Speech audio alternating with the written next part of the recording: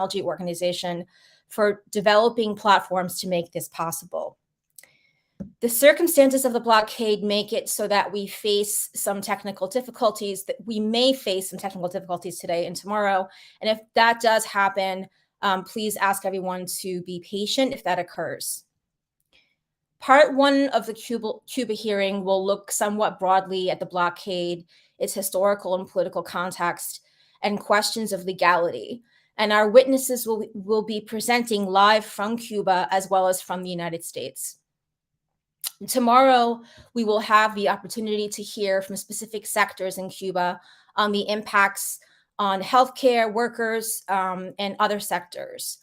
Tomorrow's hearing will be a combination of pre-recorded presentations and live witnesses. And today's public audience will be joining us through a live stream being hosted on YouTube. If you should have any questions, we may be able to read them in the comments. However, we will be prioritizing questions from today's jurors who will be introduced shortly. I want to thank all of our colleagues at the Cuban Institute of Friendship with the Peoples and the New York City Cuban Mission who helped us prepare for today. ICAP was also a tremendous help in assisting our recent and successful brief fact-finding delegation in Cuba, which will also inform our work in the tribunal. And we want to begin today's hearing expressing the deep gratitude that many of us share for Cuba as a symbol for a better world and a symbol of resistance against imperialism. So I'd like to introduce my colleagues, Karina Mullen and Matt Almonte, who are part of the steering committee with me and will be co-facilitating today's hearing. I'd also like to introduce our two co-chairs of the tribunal who are with us today, Nina and Helia, and I want to thank Charlotte for all of her technical assistance, as well as our two interpreters, Jill and Giselle. Thank you for joining us. And I'd like to thank all the jurors for joining us today as well. And I'm going to pass it over to Karina.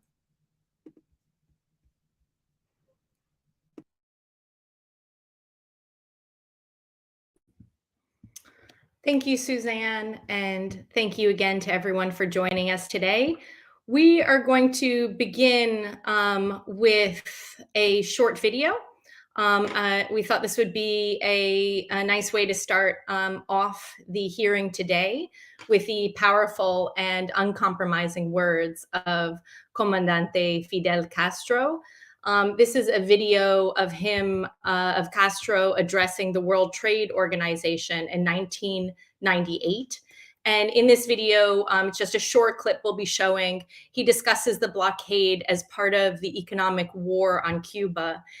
He also speaks about how the U.S. wields its power as part of the economic, its power, in this supposedly multilateral institution to dominate discussions around the multilateral trade deal by attempting to incorporate aspects of the Helms-Burton Act.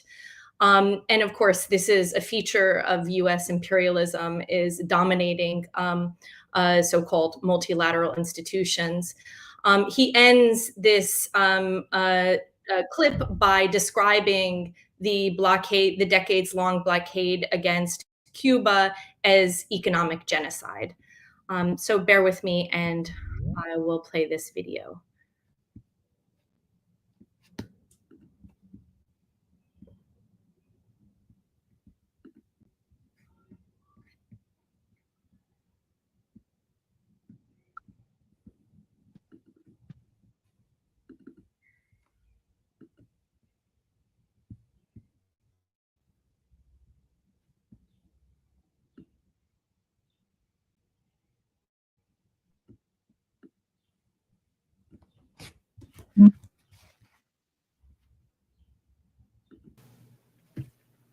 In a surprising and shrewd maneuver, the United States went from sitting on the bench of the accused at WTO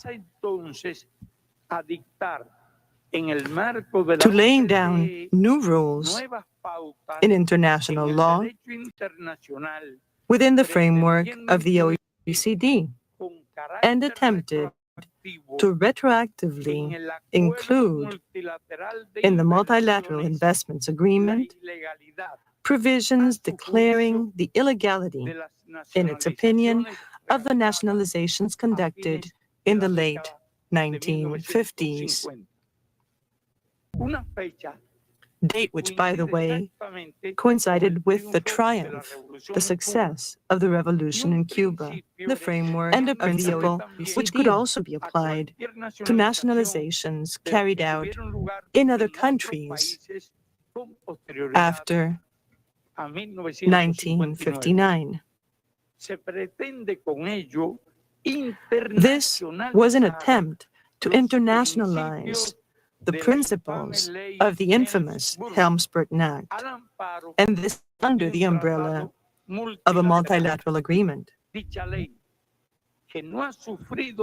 act, which was not amended as promised, arbitrarily turned people who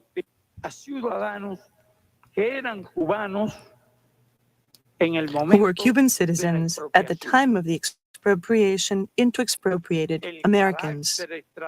Actually, the extraterritorial principle of the blockade had been in application for quite a long time, long before that shameful act came into existence. The United States government has banned trade between any U.S. company, regardless of the country where it is based, with Cuba. It is forbidden, and that is a violation of sovereignty and is extraterritorial by nature. The world has plenty of reasons to feel humiliated and concerned, and WTO must be capable of preventing an economic genocide.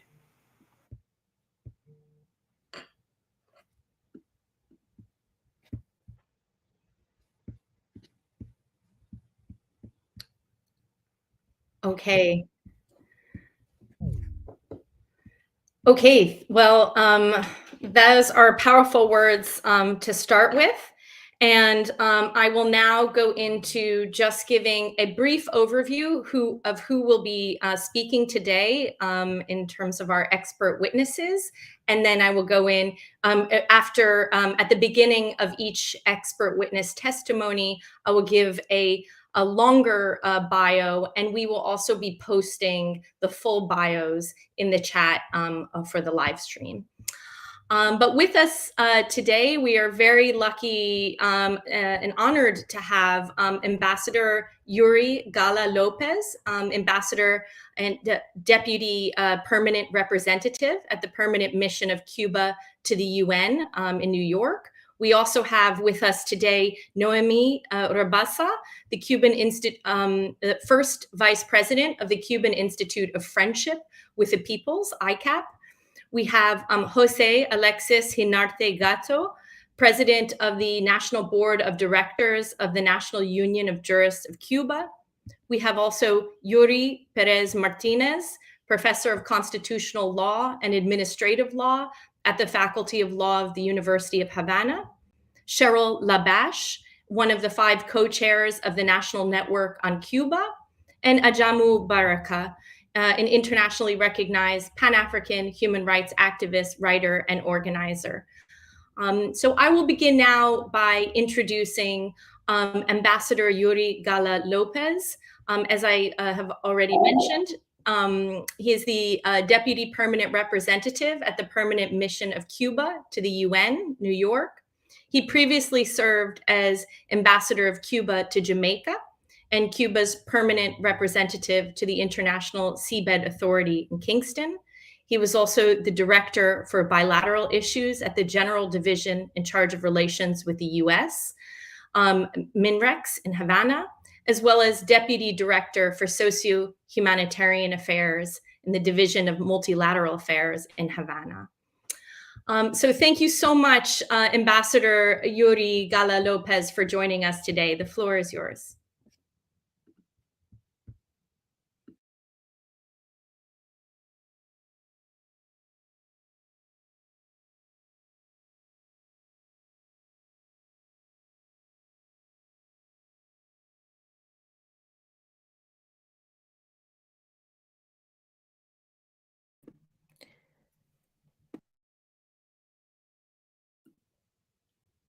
Ambassador?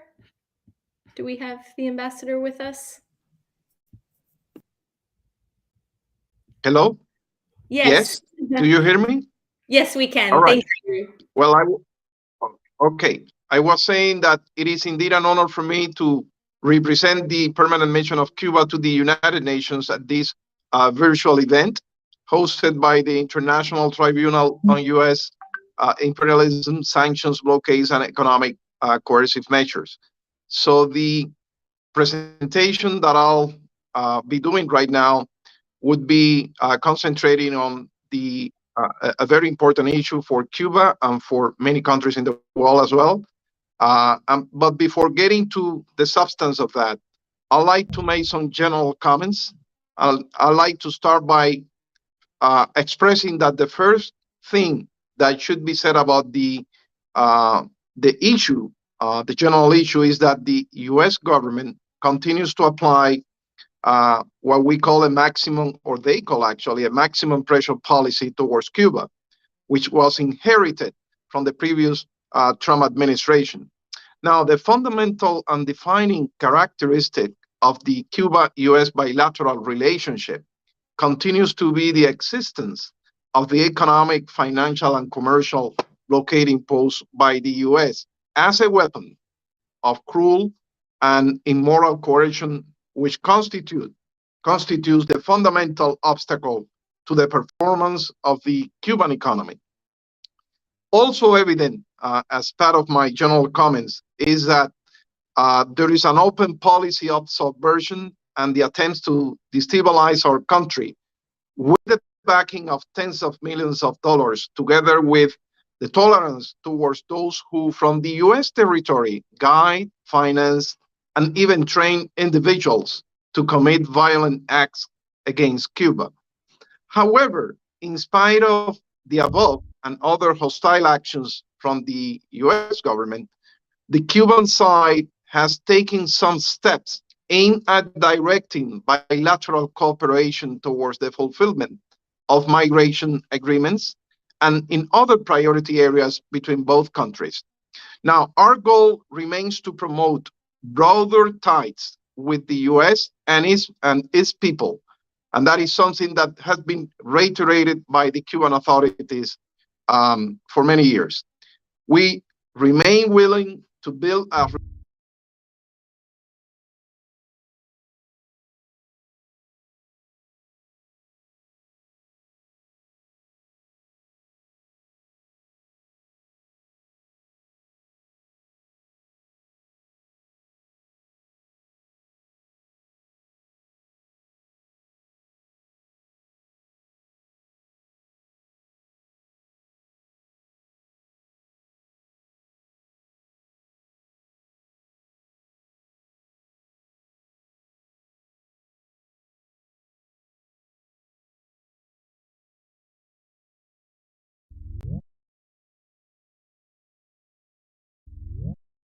the U.S. blockade is an inhumane policy and response to very clear design, which is not new. And that brings me to April 1960, when the then Deputy Assistant Secretary of State for Inter-American Affairs, Lester Mallory, issued a memorandum in which he said that the majority of Cubans supported Fidel Castro, and there was no effective political opposition, and thus the only foreseeable means of alienating internal support is through disenchantment and disaffection based on economic dissatisfaction and hardship. Mallory advised his government at the time that every possible means should be undertaken promptly to weaken the economic life of Cuba by, for example, making the greatest inroads in denying money and supplies to Cuba, to decrease monetary and real wages, to bring about hunger, desperation, and overthrow of government. That was said again back in 1960, and as you can see, the philosophy remains the same. So for more than 6 decades, the Cuban population has been compelled to endure countless hardships the scarcity of common goods, and the frustration of seeing its country being impeded to advance in its development goals. So the intensified economic, financial, and commercial blockade constitutes the main obstacle to Cuba's economic and social development. The tightening of the blockade is something that it worth repeating here.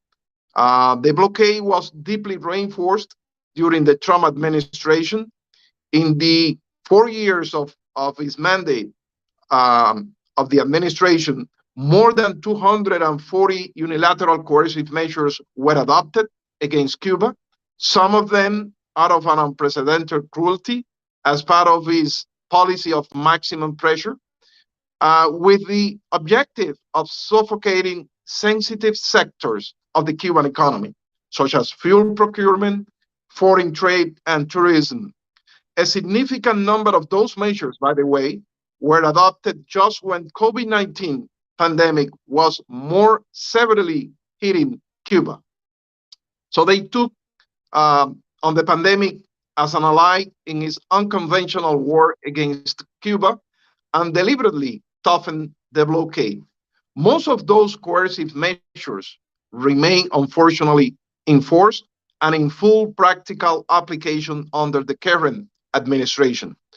In spite of the fact that a large majority of Americans do support the lifting of the blockade and their freedom to travel to the island, and that many Cubans living here in the United States yearn for normal relations and well-being for their families. The impact of this blockade has been thoroughly explained in many forms. The human damage caused by the blockade cannot be measured. No Cuban family is spared from the effects of this inhumane policy.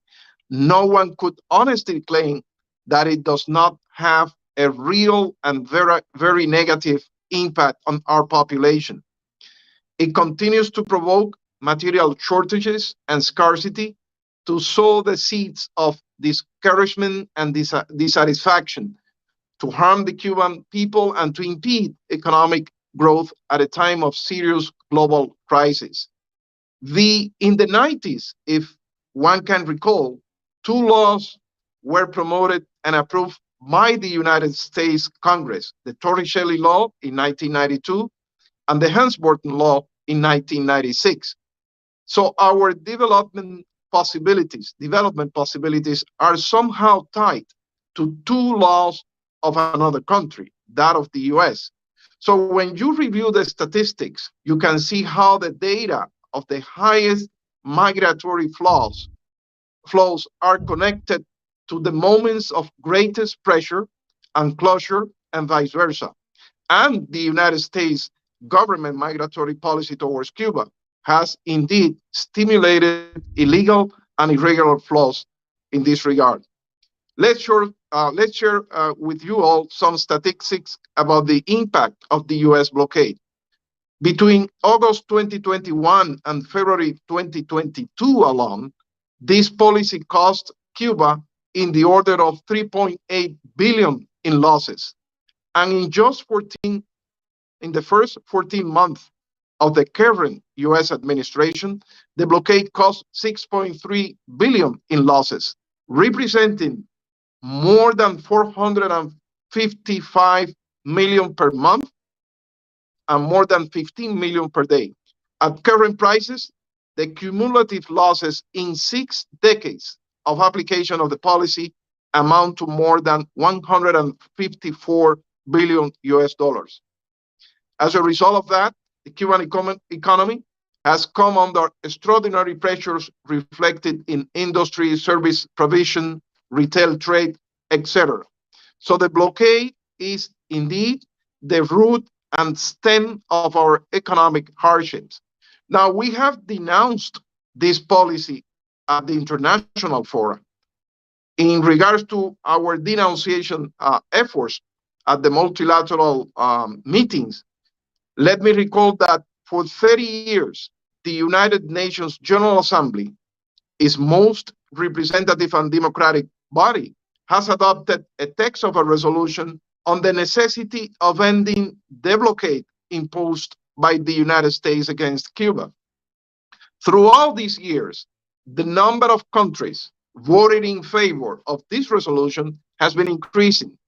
The most recent exercise, as you recall, took place in November of 2022, when 185 countries voted in favor of the resolution, and only 2 countries, the United States and Israel, voted against. So 185 countries cannot be wrong. We think that we are on the right track of history, on the right side of history, and that only 2 countries are not seeing that reality. So this obviously shows that the overwhelming majority of the United Nations member states are in favor of putting an end to the blockade that affects the Cuban nation and has extraterritorial effects. However, year after year, the United States government has dismissed that demand of the vast majority of the United Nations member states, an attitude that is neither democratic or ethical. Let me also address another important point, which is related to the blockade, which is the so-called list of state sponsors of terrorism elaborated by the United States Department. In the case of Cuba, the issue is very much linked to the blockade. In order to intensify the decades-old blockade, Cuba was again included in January 2021 without any basis whatsoever in the spurious list of state sponsors of terrorism. Now, in addition to being arbitrary, unjust, and immoral, the inclusion on that list has very visible, serious economic implications and a deterrent and intimidating effect. Let me illustrate this better by explaining the background of this. First, the historical sequence that has to be taken into account. Cuba was first included on that list back in 1982 under untenable pretext and without presenting the slightest evidence of participation whatsoever or linkage of Cuba in any terrorist act. This was an action incompatible with international law. 30 years later, in May 2015, in the context of the talks between the United States and the Cuban government, during the Obama administration, Cuba was excluded from the said spurious list, in which it should never have been included. Unfortunately, in January 2021, days before the end of the Trump administration, and in an unjustified manner, the State Department again included Cuba on the list. Let me say it loud and clear. Cuba is not a country sponsoring terrorism. This fact is very well known to the US authorities, including those in charge of law enforcement. The presence of Cuba on that list is an action of political and economic coercion, which ignores the genuine and honest will to confront the danger posed by terrorism. The list is not a document agreed upon by the United Nations member states, but it is rather a list drawn up and published solely by the US State Department, and it is therefore a unilateral exercise by the US government. In fact, the list has no recognition whatsoever by any international forum or authorized body in the fight against terrorism. The list is one of the elements of the United States strategy aimed at isolating Cuba and provoke its economic collapse. In practical terms, that has certain implications, such as the following, and I will only mention 2 of them. First, more financial persecution.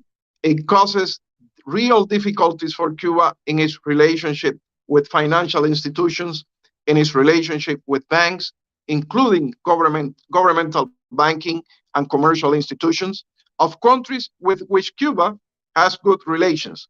A number of banks have already ceased operations with Cuban diplomatic missions. And secondly, it exponentially increases the so-called country risk and forces Cuba to pay more for any merchandise in international markets. In other words, not only does it have an absurd implication that of slandering Cuba, but it is something with an important economic effect. The reality is that the US government is unable to show credible evidence to justify the inclusion of Cuba in this unilateral list. The said designation constitutes an action without any basis, authority, or international backing whatsoever, which they are trying to justify their six decades old blockade on Cuba and to punish the Cuban people. Cuba has a totally clean record in the fight against terrorism. It has never participated in the organization, financing, or execution of terrorist acts against any country, nor has its territory has been used, nor will ever be used for that purpose. It has never and will never, Cuba, support acts of international terrorism. And it is also important to note that Cuba has carried out some bilateral cooperation actions with the United States in the fight against terrorism. For example, after the reestablishment of diplomatic relations back in 2015 and even in 2016, both countries signed various MOUs on cooperation in the areas of law enforcement, including in the fight against terrorism. Just recently, in April of this year, a technical meeting between Cuba and the United States for cooperation in the fight against terrorism was held in Havana. And let's not forget that Cuba is a victim of terrorism. For more than 60 years, the Cuban people have been victims of more than 700 acts of international terrorism, the vast majority of which have been planned, organized from the United States territory. As a consequence of these acts, Cuba has paid a very high cost in human lives and in economic terms. For example, we can say that these terrorist acts have cost the lives of more than 3,000 people and have disabled more than 2,000 others since 1959. So the impact of this curse of terrorism has not excluded any sphere of the economic and social life of Cuba, including our foreign services as well. Unfortunately, terrorism continues to be an infamous instrument for some sectors in the United States in their war against Cuba, as was demonstrated back in April 2020, when there was an attack against our embassy in Washington, D.C. There is also constant insinuations to commit violent acts in Cuba, all of which we have denounced as well. In closing, I'd like to emphasize that through a cruel, illegitimate, illegal, and immoral policy of economic asphyxiation, the United States government insists on destroying the development model that we Cubans sovereignly decided to build. And it is unfounded. The SSOT list is unfounded, a unilateral decision that should be denounced as well. And that severely affects our development aspirations, as mentioned before. And finally, just to mention that it's neither legal nor ethical for the United States government to subject a small nation like Cuba for decades to an unceasing economic war in order to impose on our country a political system and a government that are alien to it. Cuba make efforts not only to survive, but also to continue make headway in all possible areas. Our road has not been and will not be easy, but Cuba, rest assured, will not stop. And in that battle, the friends of Cuba in the United States and in every corner of the world are essential and represent a bulwark for the resistance of the Cuban people in the defense of their sovereignty. Thank you very much.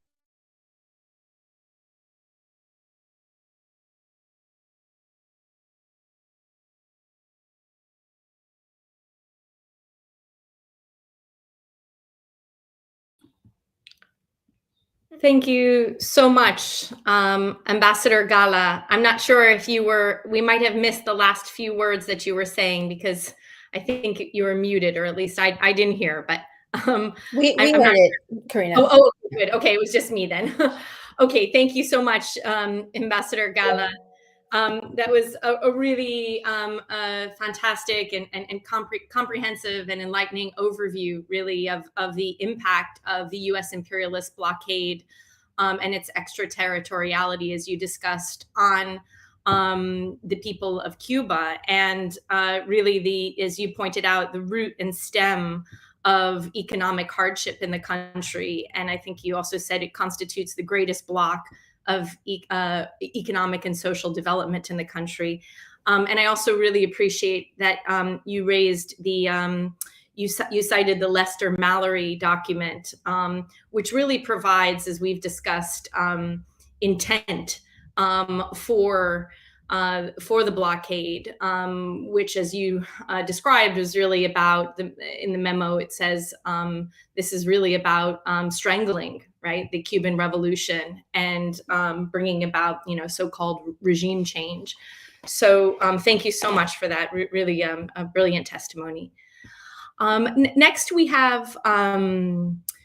be moving on to Noemi Rabassa, who is the first vice president of the Cuban Institute of Friendship with the Peoples, ICAP. And I understand that there might be some trouble, but let's see if the connection is working. Can you hear us, Noemi?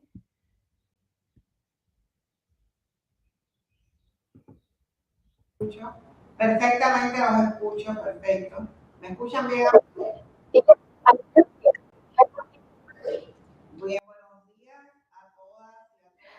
A very good morning to everyone.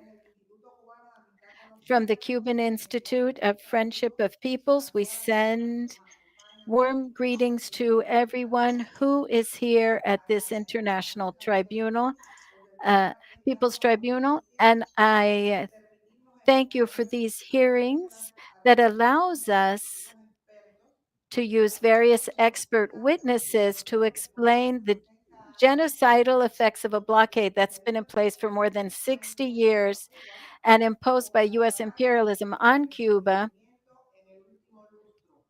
which has become even worse in the last 5 years. Before continuing with my presentation, I wish to express our repudiation of the implementation of sanctions, blockades,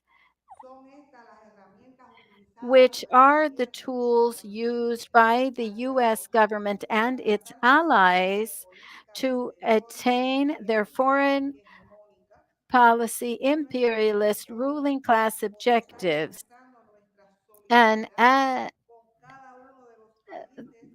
And we express our solidarity with each one of the countries that has been covered by these tribunals. We share common cause with them in favor of our independence and national sovereignty. In 1959, with the triumph of our revolution of emancipation, the clause of imperialism had designs on our republic,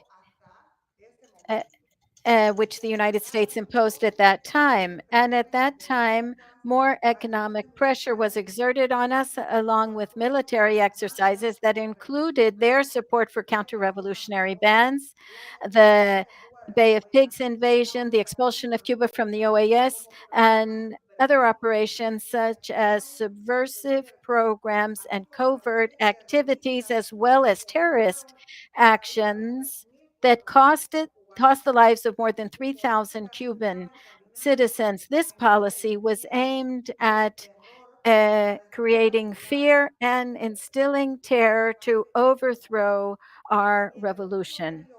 And during the most recent period, with the implementation of non-conventional warfare, in which special operations forces of the United States Army and the implementation of a new type of relationship with an increase in actions to provoke internal subversion, have sought to economically asphyxiate our country, and also through the Department of the Treasury's Office of Foreign Assets. This means that the losses that have caused through 2022 with the implementation of these laws is caused more than 1.3 billion dollars. If up until then, there was already enough evidence of the attempts to annihilate our people, it is even more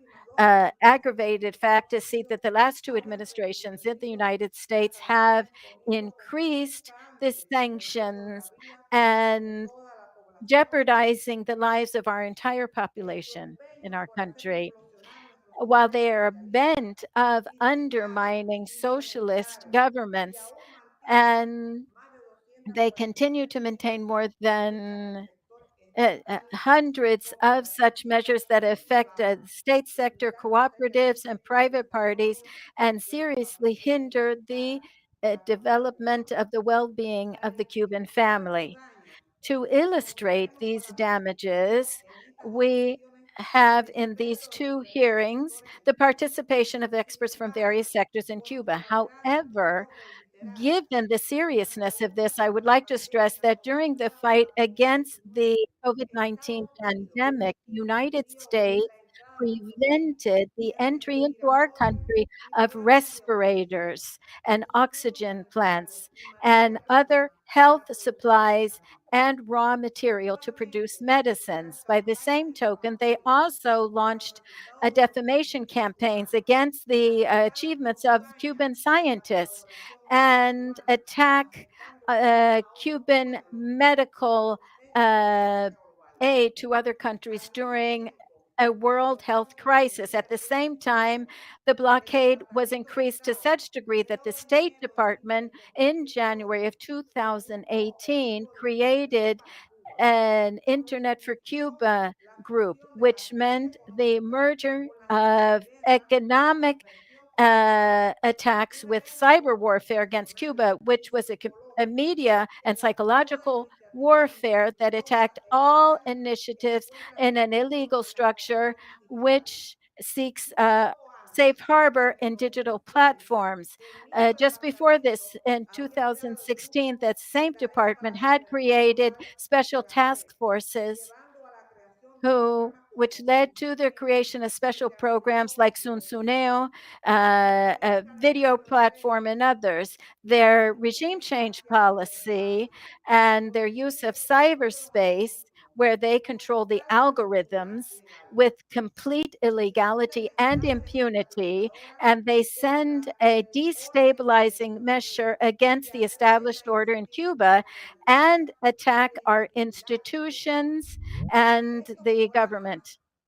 These programs also attack the websites of the government in order to silence national sources of information and therefore from abroad to exert political influence on our population through fake news that gets repeated by powerful media whose agenda is subordinated to the imperialist policy of the United States government.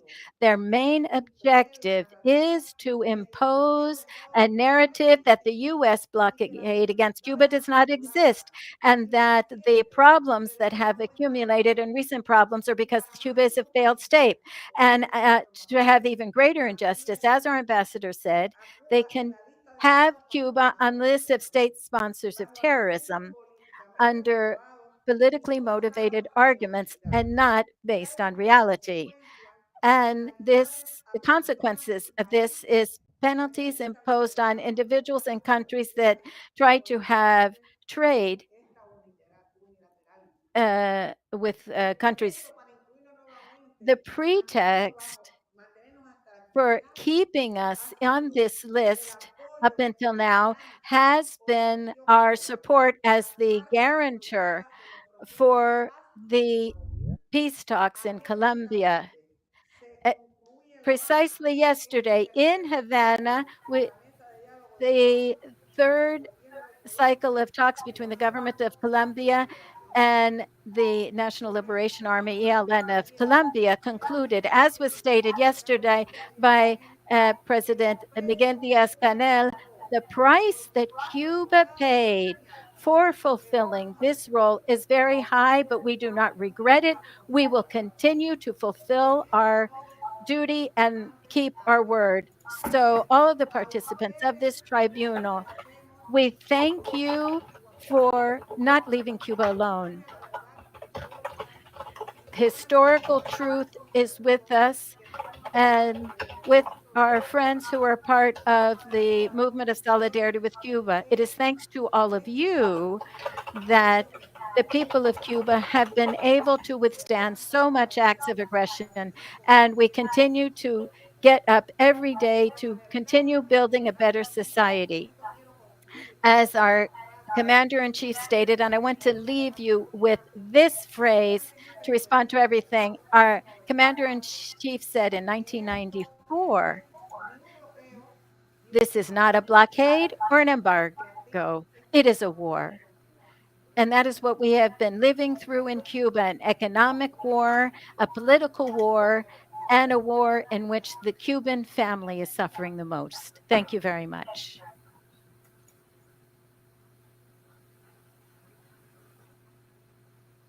Thank you so much for Muchísimas gracias por esa presentación. Powerful, and again, appreciate the overview that you provided of the impact of this, indeed, what is economic warfare on the Cuban people, on the Cuban Revolution, and also for bringing attention to the particularly devastating impact in the context of the global health pandemic, COVID, and how cruel really the sanctions were in that context. I mean, in every context, but in particular when people were suffering from this pandemic and Cuba not being able to import respirators, oxygen tanks, other medical supplies. But also thank you for highlighting the role of media propaganda as part of this hybrid warfare against Cuba. We will now be moving on to our next expert witness. We have very lucky as well to have with us today Jose Alexis Hinarde Gato, who's the president of the National Board of Directors of the National Union of Jurists of Cuba. He graduated with a law degree from the School of the Universidad de Oriente in 1993. As a specialist and as a specialist in criminal law in 2003. He's a member of the National Organization of Collective Law Firms and a member of the Scientific Societies of Criminal Sciences, International Law, and Procedural Law. Thank you so much for joining us, Jose Alexis Gato, and please, the floor is yours.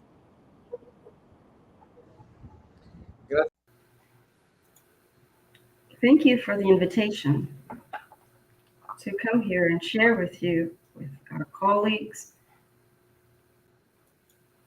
that are so important for the Cuban people. Thank you for sharing with us this meeting and also continue the fight with by the side of other lawyers guild that are fighting with us. Our esteemed ambassador who's present here as well. Good evening, good morning to the delegates and guests. I speak to you in the name of the National Union of Jurists of Cuba. We'd like to thank the National Lawyers Guild. We will talk once again about the genocidal, cruel, and merciless blockade that has been imposed by the government of the United States. My intervention has to do with the analysis of the laws, the analysis of the intensification of the blockade that the government of the United States and how it promotes laws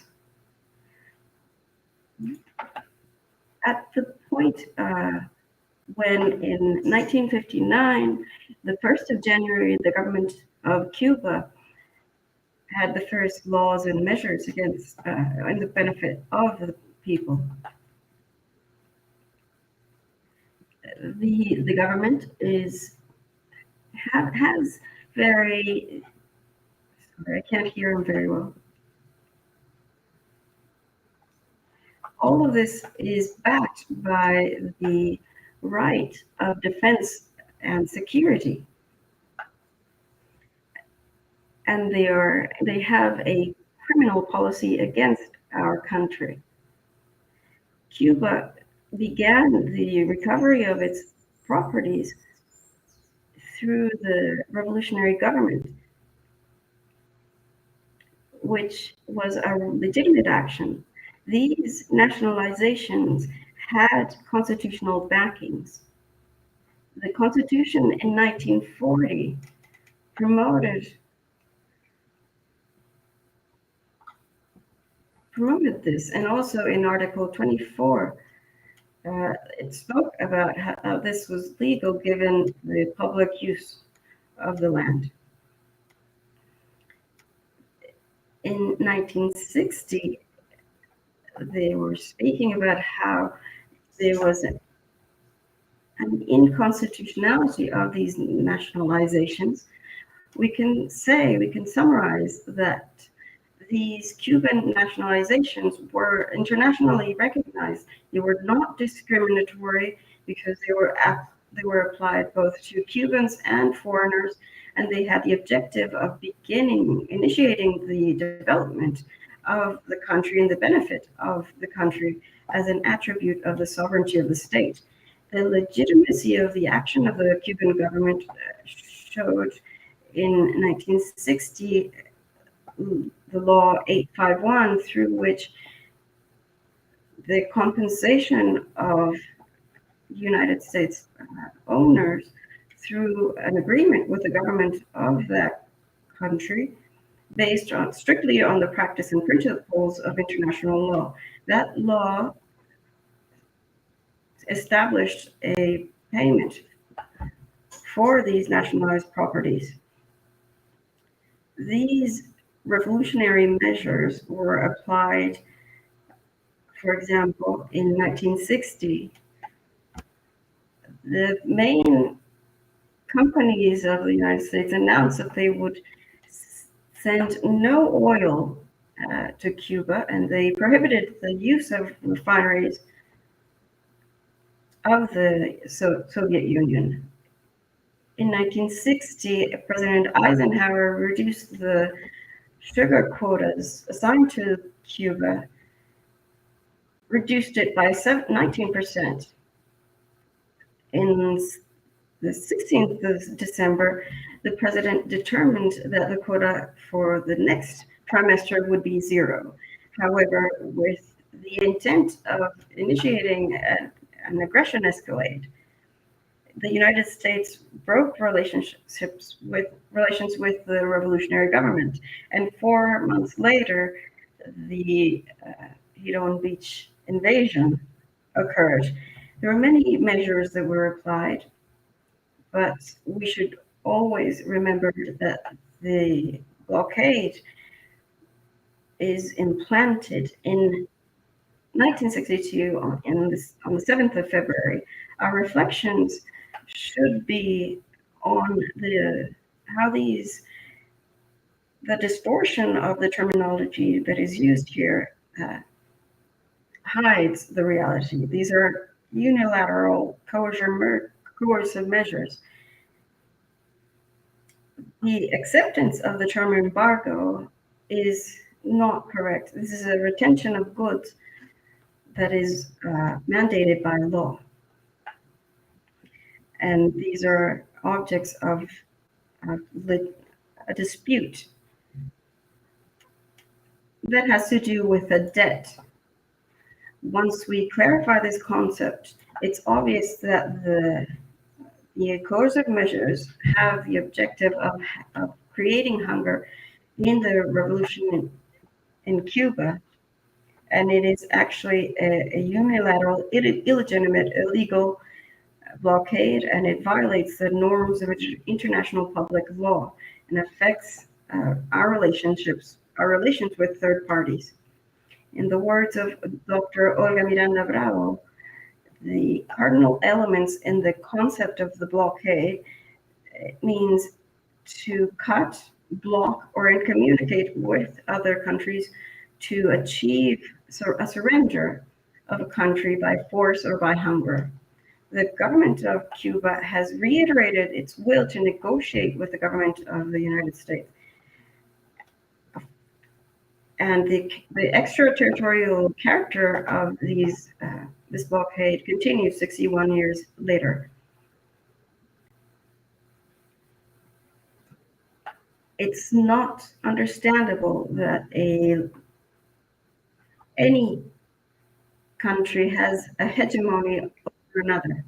It must be in accordance with international law as well as internal law. It's important to point out that the blockade had its largest expression in what was codified in the Helms-Burton Law in 1996. Before this law, there were multiple coercion laws, all of which were arbitrary and had the objective of taking down the government of Cuba. For example, in 1961, there was a foreign assistance law. And this authorized the President of the United States to create a total embargo of the commerce between the countries, prohibiting any help, humanitarian help. So this is when the USAID agency was created. We know today that that agency has a budget that is destined to the situation in Cuba. The law for commerce with the enemy, which was made in 1962, meant the official declaration of Cuba as an enemy of the United States and established the prohibition of imports of Cuban products and the export of products of the US to Cuba. In 1992, the law for democracy in Cuba, the Torricelli law, prohibited transactions of companies that were subsidiaries of the United States to other countries. And it was established that the ships would be taken as well, any ship that arrived in Cuban ports. The Helms-Burton law in 1996 had the objective of putting limits on the executive power and the apologies, I couldn't hear. The second title, the help to the free and independent Cuba. The third title is the protection of the properties rights. Titles 1 and 2 seek the domination of Cuba by the United States, and they determine who governs and how to foment a civil war. Titles 3 and 4 ratify their extraterritorial character. International demands have been claiming that this is not acceptable. Title 4 is directed at international investors in Cuba threatening them and impeding them entry to the United States. Not only them, but their children as well, declaring them to be liable for exclusion. Any person that traffics confiscated property, as it states, and opens an enormous array of economic activities that can be considered. This title motivated the international community to respond immediately and not admit this impact on the citizens of Cuba. For example, other countries established ways in which the citizens would not be affected. In 2023, by virtue of Title III, there were 5 demands that were taken back.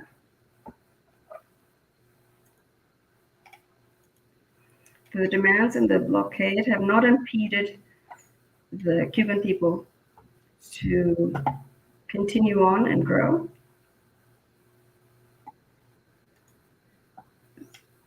The intensification of the blockade and the inclusion of Cuba in the list of state sponsors of terrorism have been ratified.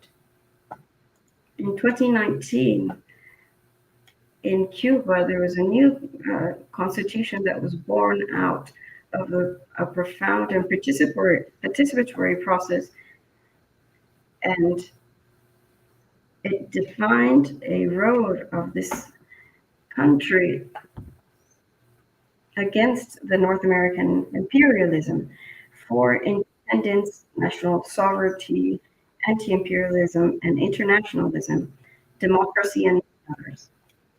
It's not possible to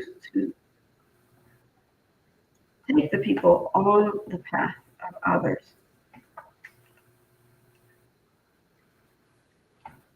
This constitution and these laws were accepted and written by the people. In all of these, obviously, the people had a will to participate, to have an opinion, and to decide their own destiny. It seems as though the results have been ignored by the government of the United States. Friends, in Article 1 of the Constitution, it states that Cuba is a socialist state that abides by the law and social justice. 61 years have gone by, of this permanent blockade, but Cuba continues to go on towards a better nation and with clearly defined purposes. As our national hero said, Jose Marti, in politics, resisting is as much an act of fighting, and we will fight because that is the side we are on, the side of justice. Thank you very much.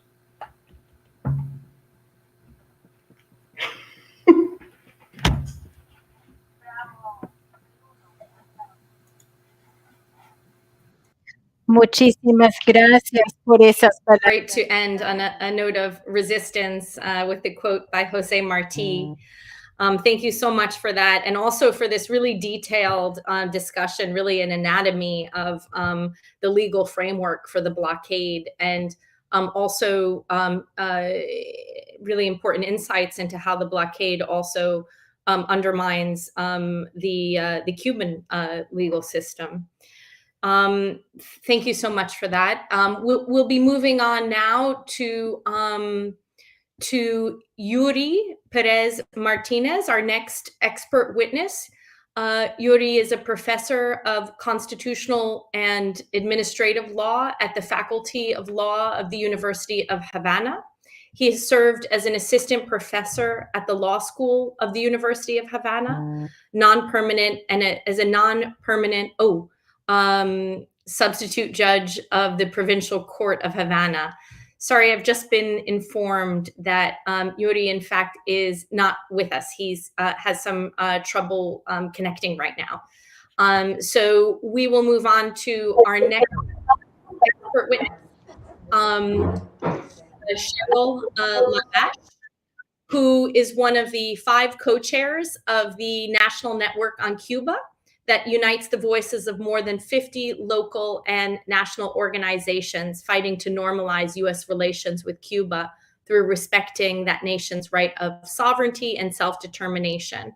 Formed in 1991, the NNOC, the National Network on Cuba, is a voluntary association that organizes U.S. participation in the International May Day Brigade, convened annually by Cuba's Institute for Friendship with the People, ICAP. Labash first visited Cuba in 1985, representing her Detroit Health Department local union, and has written advocating ending the U.S. blockade. Thank you so much for joining us, Cheryl. Well, thank you so much for this timely International People's Tribunal on U.S. imperialism, focusing on the targeted sanctions and blockades that inflict such pain on millions of innocent people. I send greetings and solidarity too to our colleagues from Cuba, and apologies to our translators who are working so hard for not having sent a text of my comments.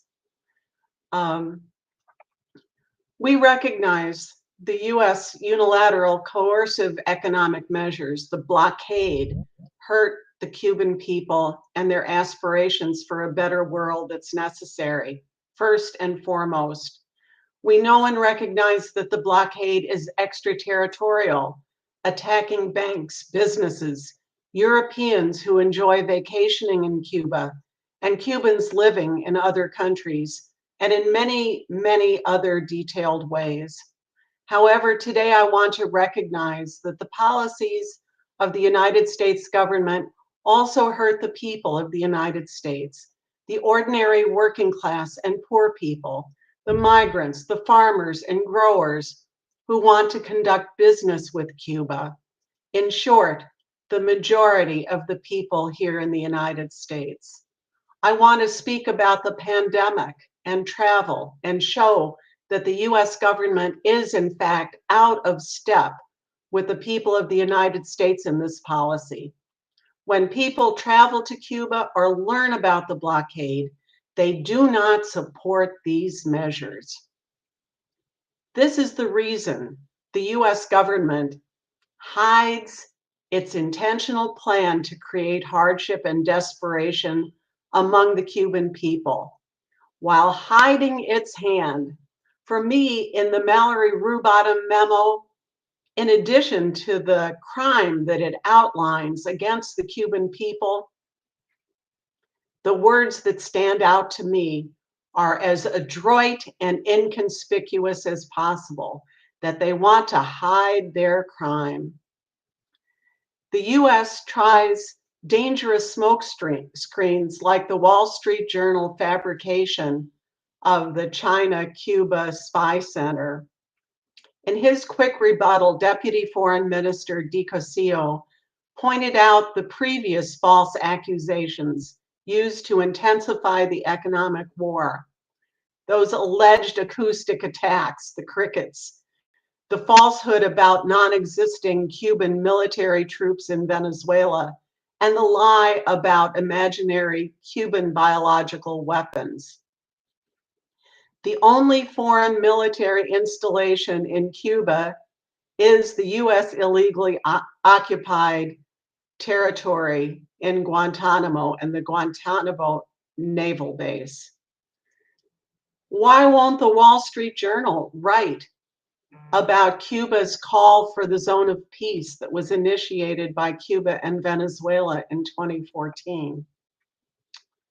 A zone of peace and saving lives. We have found the generation that was born in this century, the young activists, the young people of color, young workers, young gender fluid people quickly see through the lies that are presented by this government and by the media. Is it any surprise people, especially youth, are drawn to Cuba's example? Imagine you are 20 years old. What does the future hold? A disastrous future of climate catastrophe, unaffordable education, health, and rent. Earning from multiple gig jobs just to exist. Experiencing frequent mass shootings, police repression combined with racist, homophobic, and transphobic state government initiatives. Not much of a future. You can see why they would be depressed. Their reaction to Cuba, though, is very different. Their enthusiasm was not dampened on May 3rd and May 7th, when a total of 19 May Day travelers were pulled aside at 4 US airports for additional scrutiny and intensive questioning. This treatment has not been widely experienced since the Obama administration reestablished diplomatic relations with the Republic of Cuba in 2015. That was when direct flights on US carriers were initiated from US airports. Our experience this year follows the FBI visits to the Puerto Rican-Cuba Solidarity Committee members when they returned from July 26th last year, and also people in the United States who were visited by the FBI who had been at Cuba for May Day a year ago. If the intention was intimidation, it only made the blockade real. It actually fired up the will to fight harder among these young people of color. The stepped up intimidation at the borders is particularly troubling in light of the recent raids and indictments of the African People's Socialist Party for their political views, and the raid on the Atlanta Bail Fund for assisting the anti-Cop City protests. Although travel is said to be a right, travel to Cuba has been severely limited by the US government. In 1964, Black revolutionaries traveled halfway around the world to Czechoslovakia just to return to Cuba in this hemisphere. Some of the earliest Venceremos brigades traveled by ship to and from Canada, having all their writings and literature seized on the return at the US border. Aggressive FBI visits to parents and employers followed. So this isn't a new, it's not new to our movement. There was a time when indirect travel was okay if the trip was fully hosted and no US money was spent. Now, much about travel has changed, but US-based airlines that fly regular routes to Cuba, travel agencies, and companies like Airbnb are tasked with enforcing the US travel regulations under the threat of fines or loss of US license to do Cuba-related business. See, it's just part of making the blockade seem like the US government is not really involved. It's just these other agencies. Every traveler, even non-US citizens, another example of extraterritoriality, must sign a document declaring one of 12 categories under which they travel to Cuba. Without it, you cannot board the plane. The traveler has to declare that they understand they must keep a full record of their full schedule of activity for 5 years, in the very unlikely possibility a federal agent wants to know how you spent your time in Cuba. Vacationing is strictly forbidden, as is staying at a hotel, as is drinking the wrong cola, or even an entire Cuban publishing house is listed by OFAC. Honestly, the US government is spending our tax dollars on making these detailed lists of what is forbidden to us in Cuba. Such is the unique freedom to travel applied only to Cuba. Often we hear first-time travelers comment that Cuba is the first time they feel free, and we feel their shock when they return to the land of advertising, anxiety, and stress. Every week now, we get inquiries completely unsolicited of people who want to go to May Day in 2024. Cuba is a beacon of hope. The life experiences of working people in the United States sharply contrast with Cuba's human-centered priorities that's demonstrated in Cuba's medical internationalism. In 2005, how many lives could have been saved if the US government accepted Fidel Castro's offer of 1,586 fully equipped health workers to come to Katrina when New Orleans was inundated? Instead, they sat at the former Coast Guard base, now home of Cuba's Latin American School of Medicine, only 1.5 hours away by plane. Of course, then we had no way to hear about it until a horrified world asked why Cuba wasn't helping, and Fidel explained the offer was not accepted. How different is it now with instant communication? This very web hearing is an example. In 2005, there was no way for us to know what Cuba had prepared and offered. The US students at Elam witnessed the mobilization, but communication back to the United States was almost impossible then. Even before vaccines, Cuba's public health organization kept COVID-19 deaths to a minimum. From the first case in March until December 2020, only 146 Cubans died. In Michigan, a state with about 1 million fewer people, 9,269 people died.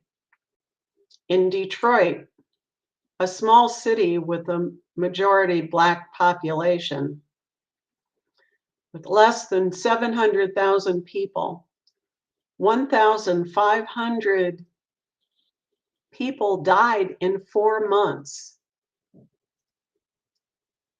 It was an unbelievable catastrophe. But unlike 2005, in 2020, we watched the Cuban television reports. We saw Dr. Duran give the daily COVID reports. We saw how Cuba was fighting for every single life. Still, no vaccine, but the robust public health organization with everyone pitching in, helping to save lives. We could see from the United States the Henry Reeve brigades that formed in the mobilization for Katrina. We could see them now going wherever they were called. Not only would the US government not call for Cuba to help Detroiters, but they then used the pandemic as a weapon against Cuba to double down on blockade measures. How many Cuban lives were lost because of that? Technology that allowed us to see Cuba's efforts to defeat the pandemic, like travel, is intended as a weapon against Cuba's self-determination and sovereignty. But it's also a powerful tool in our hands. Imperialism's lies can be torn to shreds before they become embedded in public consciousness. And the solidarity movement can unite its voice across this very large country with many time zones. Like the false accusations leveled against Cuba and China by the Wall Street Journal this week, the anti-Cuba strategists are using old playbooks in Congress. Hoping that Cuba seems unimportant to the rest of the country, Representative Salazar from Florida has introduced what she calls the Force Act, H.R. 314, in the House of Representatives. The same thing introduced by Rubio, Cruz, and Scott in the Senate 538. The name of it would be laughable if it wasn't serious: Fighting Oppression Until the Reign of Castro Ends. Apparently, news doesn't travel too fast to Washington. This bill would prohibit removing Cuba from the list of state sponsors of terrorism until the president determines that a transition to capitalist government is in power in Cuba. Using the Helms-Burton Act model referred to by President Fidel Castro in the opening video, it is an attempt to checkmate any action by President Biden to take his executive authority to write the letter to remove Cuba from the State Department list. It's all that's needed is a letter from Biden. The National Network on Cuba recognizes through our activity that the US government is already out of step with the people of this country on Cuba. Even the US capital city, Washington, D.C., the governing council there unanimously passed a strong resolution calling for Cuba to be removed from the list of state sponsors of terrorism, the blockade to end, and relations with Cuba to be normalized. They are not alone. 90 resolutions by elected bodies, city councils, county commissions, state legislatures, school boards, and labor unions. 90 resolutions representing an estimated 45 million people across this country, really from Massachusetts to California. Nearly 1/3 of those resolutions have been passed in the last 6 months. This movement is growing, especially among young workers like Amazon organizers who are fueling the current union organizing wave.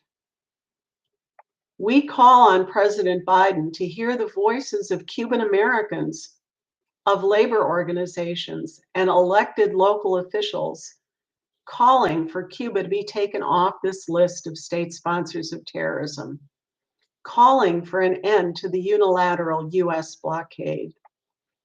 President Biden has the authority to send a letter to Congress declaring he is removing Cuba from that State Department list.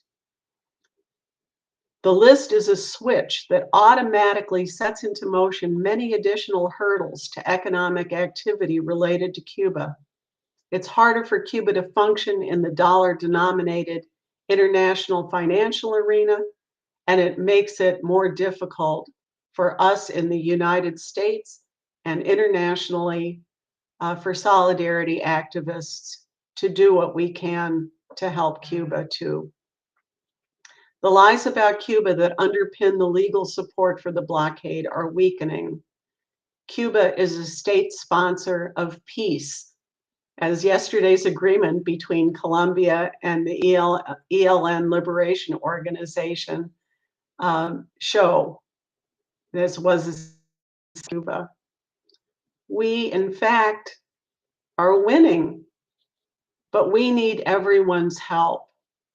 This series of tribunals is an important contribution to a movement in the United States that must become irresistible. Our first national push to get Cuba off the State Department list is Sunday, June 25th, to correspond with the monthly international car and bike caravans inspired by Cuban Americans called Puentes de Amor, from a historic bike ride in the summer of 2020. We join with that call to build bridges of love, not hate. We are carrying that message to Congress with allied groups that specialize in congressional outreach. So join us at the White House on 1 p.m. June 25th. If you can't be there, tell us what you can do in your local area. Signups and news are available on our website, nnoc.org.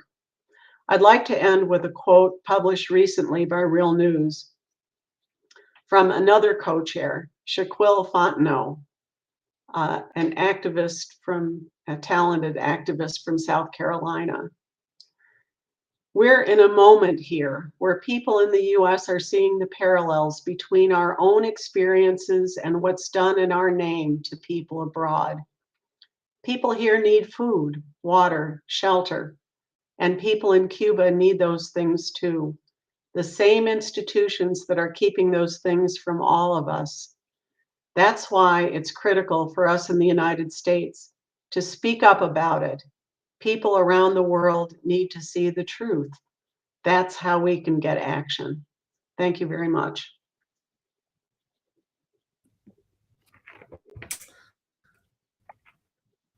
Thank you so much for that, Cheryl, for covering really the grassroots and giving us some, informing us of the efforts of grassroots organizing across the US to end the blockade and to remove Cuba from the state sponsor of terrorism list. And I think the way you framed it as Cuba is actually a state sponsor of peace was really powerful. Also for covering the impact of the blockade on solidarity travel to Cuba and attempts to criminalize and chill that solidarity. But yet, as you put it, Cuba continues to be this beacon of hope, really, an alternative to the violence and exploitation of the capitalist imperialist model here in the belly of the beast, representing an alternative, which is why so many solidarity delegations continue to want to travel and learn from the experience of the Cuban Revolution. So thank you for that. Now we have our final expert witness today, Ajamu Baraka, who is an internationally recognized Pan-African human rights activist, writer, organizer, and geopolitical analyst with over 50 years of movement work in the US and internationally. Ajamu is on the executive committee of the US Peace Council, the leadership body of the United National Anti-War Coalition, the steering committee of the Black is Back Coalition, and a founder of the Black Alliance for Peace, and currently is the chairperson of BAP's leadership body. Welcome, Ajamu. Thank you so much. And first, let me salute the importance of this gathering today. Let me do something though. Let me pull up these remarks and turn down the sound. But that's not going to happen. Let me proceed. And we salute our friends in Cuba, our officials in Cuba, and so let me go straight to my my presentation.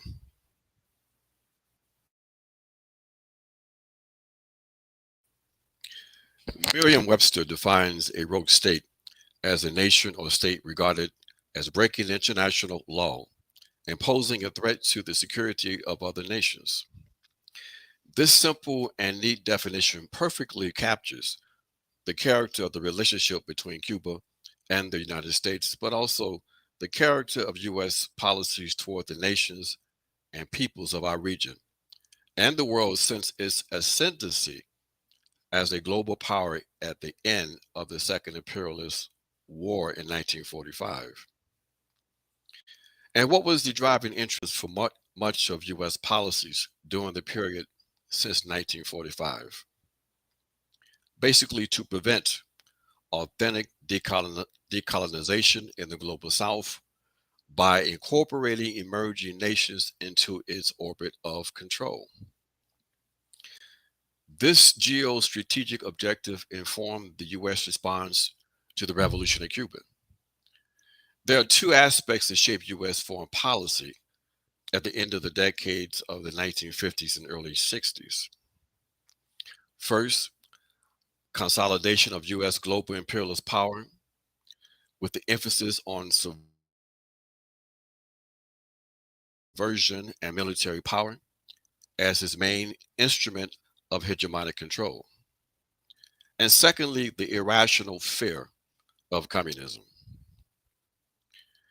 The dialectical relationship of those two aspects, especially when the fear of communism is placed in the explanatory position, in the leading explanatory position for understanding U.S. policies, helps to better understand the heavy-handed and often counterproductive deployment of institutional and military violence by the U.S.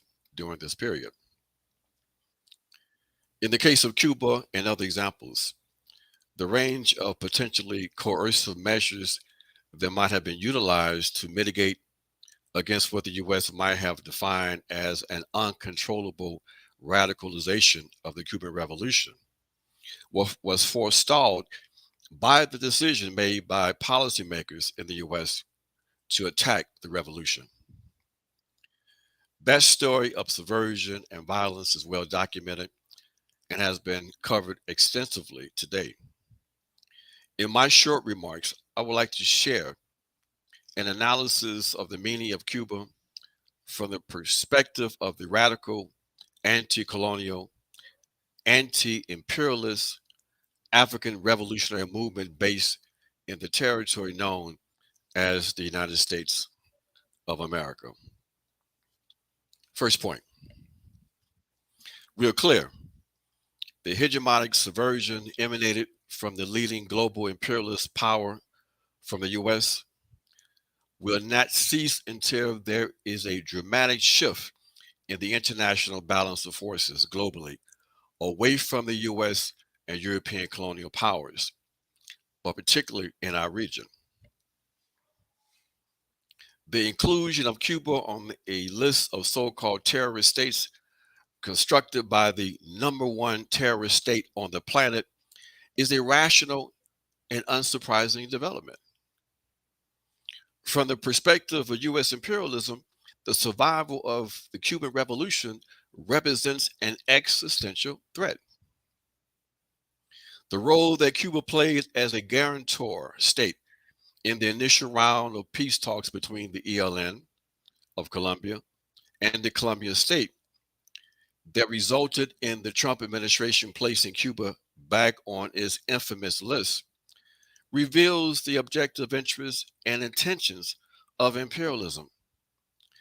You see, even when the U.S. took Cuba off the list and pretended to be involved in a process of reconciliation, the objective was then, as it is now, the subversion and ultimate destruction of the Cuban project.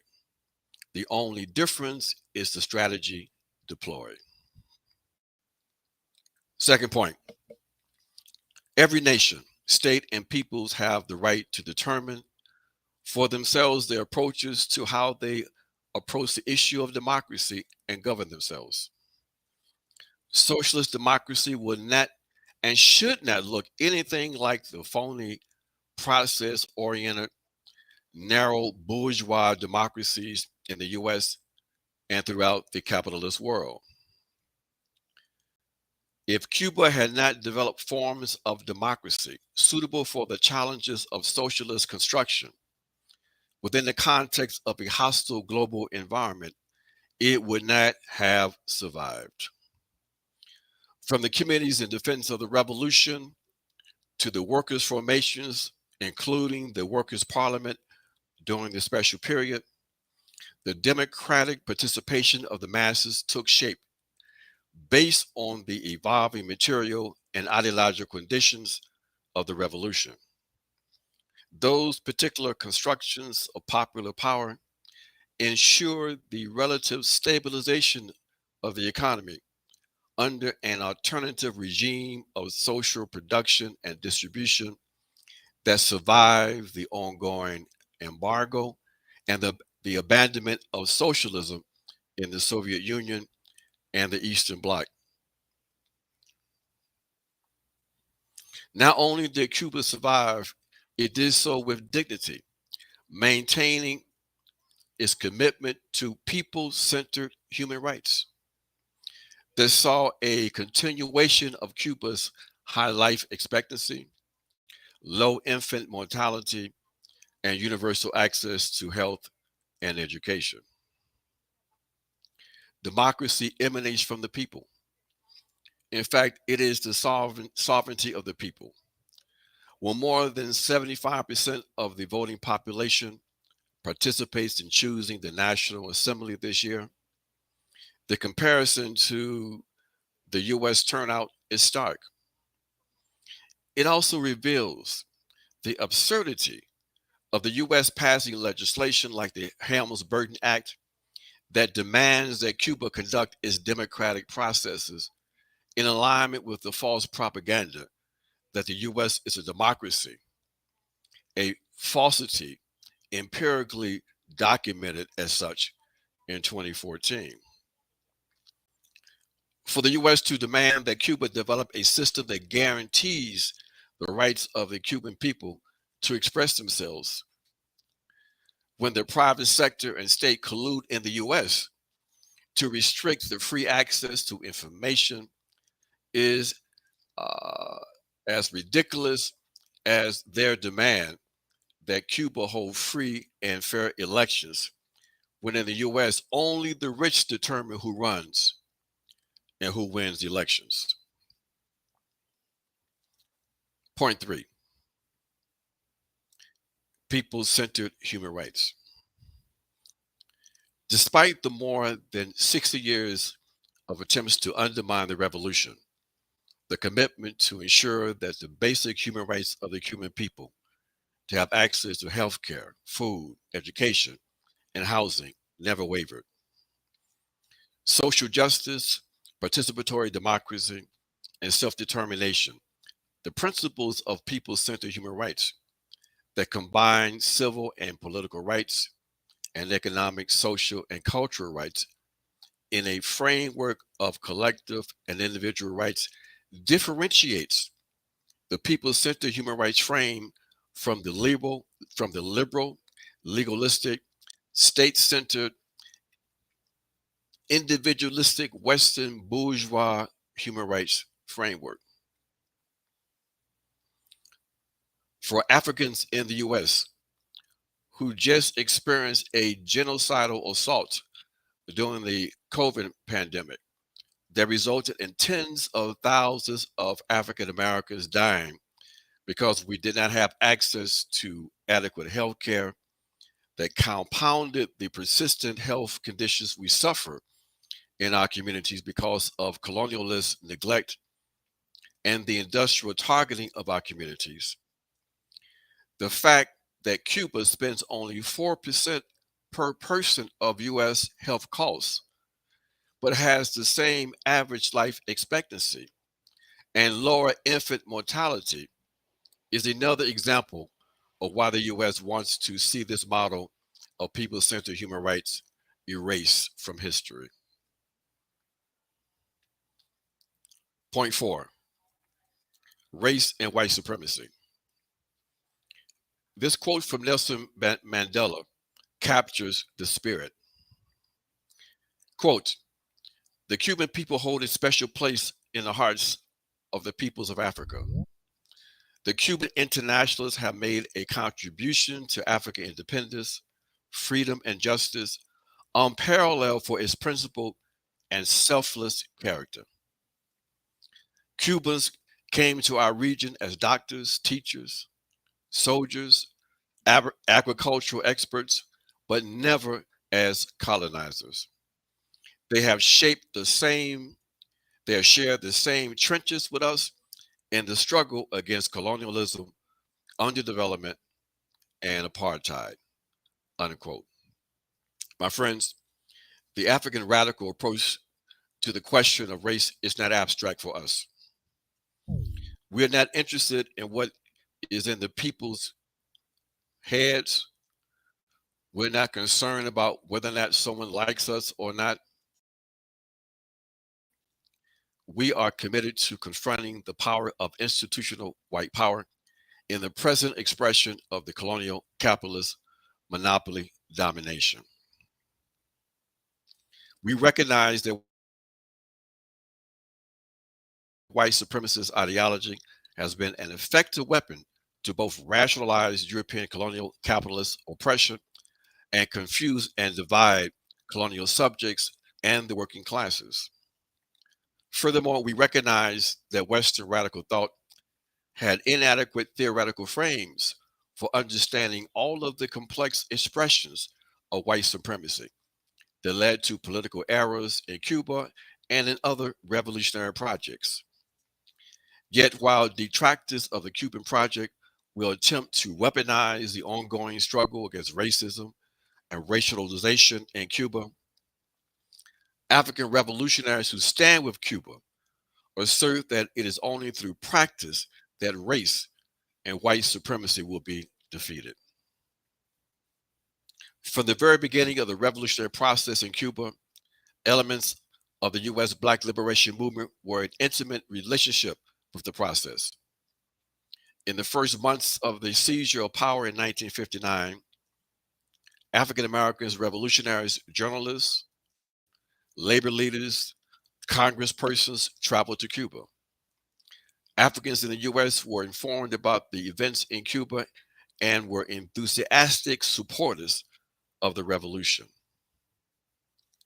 When Fidel Castro traveled to New York to attend the United Nations right after the revolution, the U.S. administration violated its host agreements by attempting to deny Castro access to official hotels.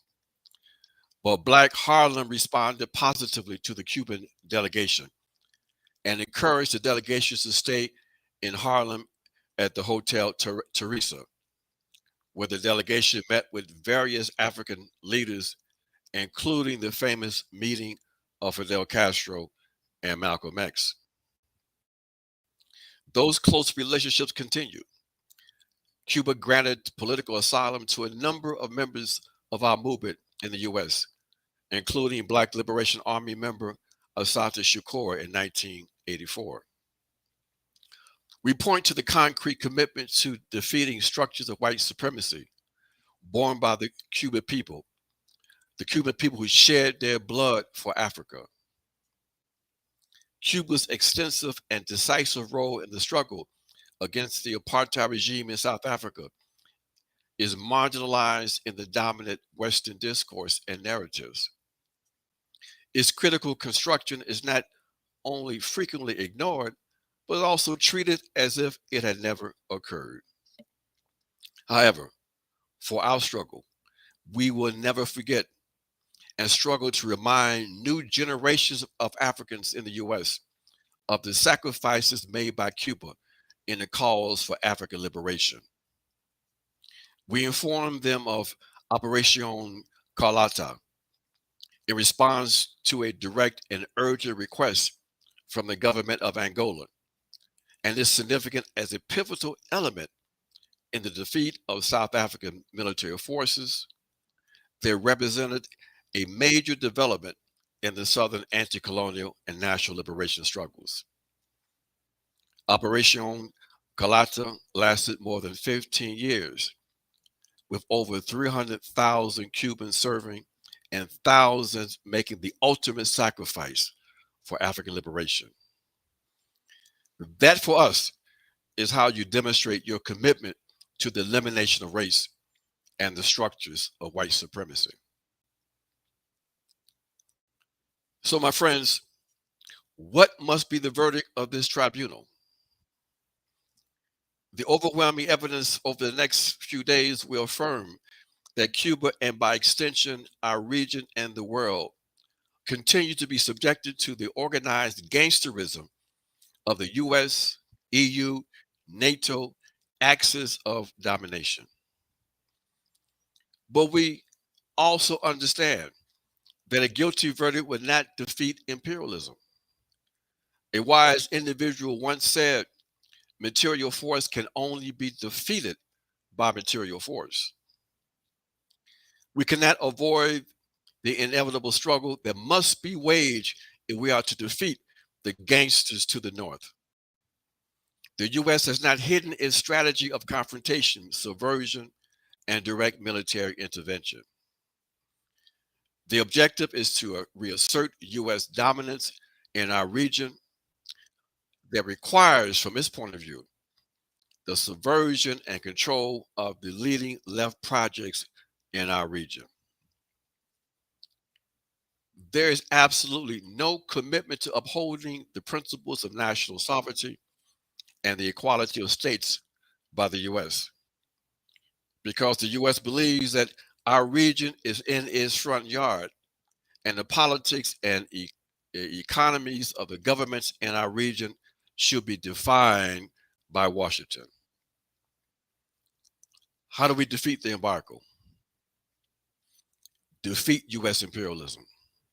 Push the U.S. out of our region. Shut down Southcom. Complete the anti-colonial war for national liberation. That is why the Black Alliance for Peace is building a campaign with organizations from across the region to make real the call by the Community of Latin American and Caribbean States, CELAC, that was made right in Havana, Cuba in 2014 to make our region a zone of peace.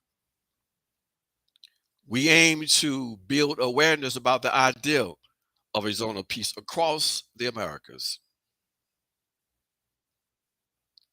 We say that building up the zone of peace means prioritizing people-centered human rights in the Americas by observing the principles of national sovereignty, equal rights, and self-determination of peoples. This requires ending the foreign military presence and bases, as well as all structures and practices of regional militarization. Other aspects of the zone of peace include exposing the lie of benevolent and democracy-driven humanitarianism that fuse the soft power imperialist projects of the United States and NATO, as well as the core group, the United Nations, the United States Agency for International Development, and the Organization of American States. Democracy and human rights, as dictated by the West, must be understood as no more than ideological props. Finally, among millions of people in the global South and among the colonized and exploited working class in the global northern countries, Cuba and its project will be defended, and the call and struggle for socialism will continue. We see the choice. It has already been made between the barbarism of the colonial capitalist North and human freedom and transformation emerging from the South. For nationally oppressed and exploited African people in the United States, we stand with the people of the South, where revolution is emerging. We will defend Cuba, support Venezuela, demand that North Korea's sovereignty be respected, struggle against global militarization, and oppose U.S. and Western imperialism without equivocation, apology, or hesitation. We are clear on the enemy because we have seen the enemy up close and personal since 1492. That is why we say today, still say today, all power to the people. And in our revolutionary principles, we say, no matter the subversive power directed at us, we continue to say there will be no compromise and no retreat. Thank you.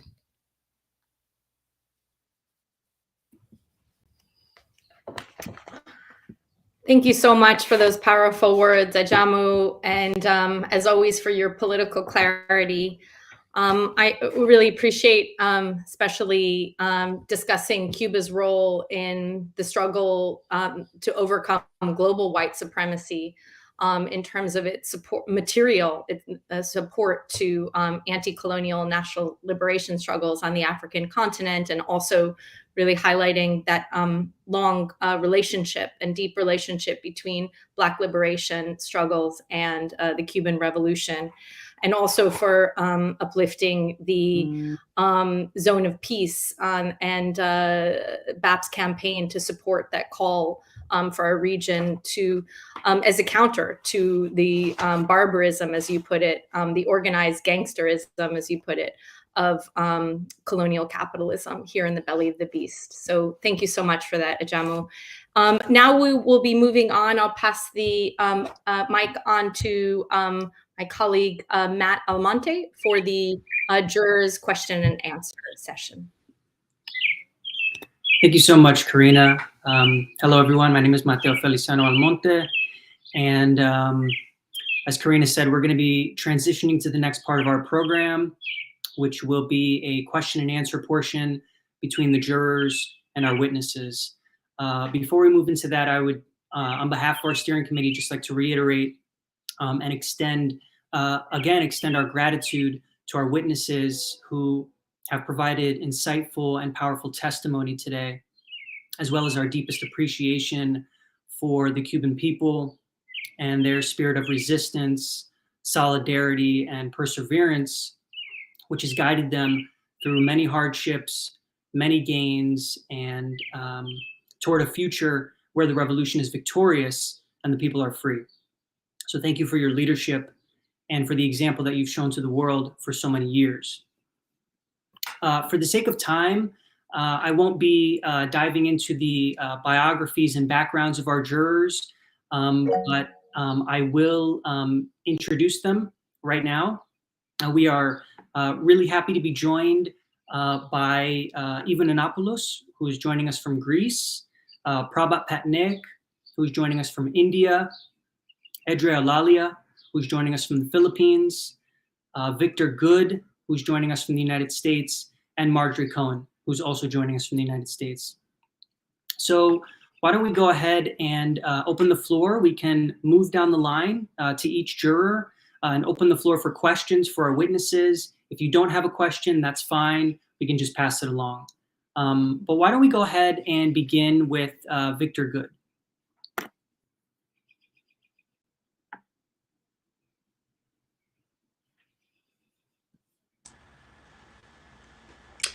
First, I want to thank the presenters for their excellent information and their analysis of the situation between the United States blockade and how it's impacted the nation of Cuba. I don't actually have a question this morning because, as I understand the way our program is structured, we will be hearing a lot of interesting statistical data from particular sectors of the Cuban economy and the Cuban state tomorrow. So I will hold my questions until then because they really go into areas of the data and the more particular information about the impact of the blockade on different sectors in Cuba. Thank you, Victor. We can move to Eva. Hello, everyone. Thank you so much, Matthew. And I mean, I think Victor said it so well in terms of thanking everyone. This was truly very illuminating. I have several questions, but I think I'll limit myself perhaps to one, two related questions for Ajamu, I think, but others would be welcome also to contribute.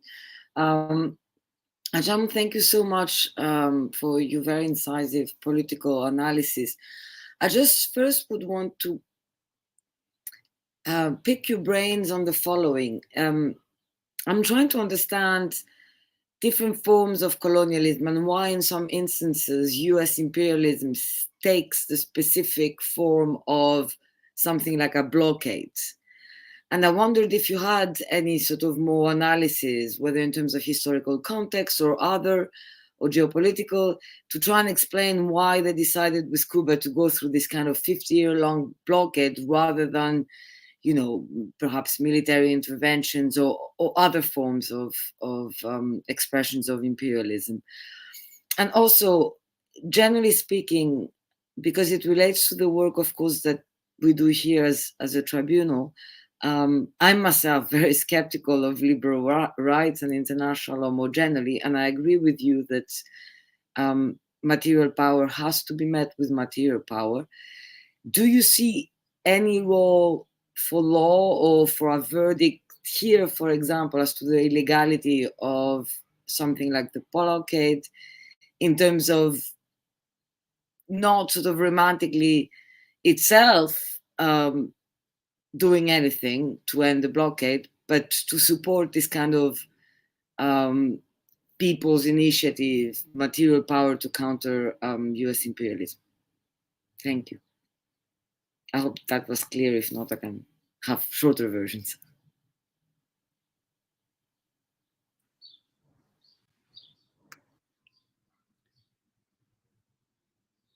Thank you, Eva. And that question was for Ajamu Baraka, is that correct?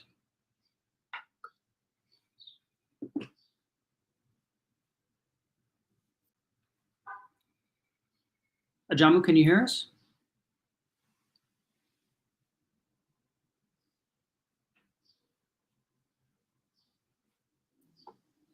Perhaps, Matthew, if there are issues, we can move on, and once he's back online, I can just use 3 seconds to much shorter versions of these questions. Yes, we can do that. Thank you, Eva. Okay. Okay, so then in lieu of that, let's check in with Marjorie. Did you have any questions? Yes. Primeramente, muchísimas gracias a todos y a todas por los discursos tan importantes. My question is that, as was stated most recently, more countries than ever voted in favor of the General Assembly resolution calling for an end to the US blockade of Cuba. To what do you attribute this increased support for Cuba around the world?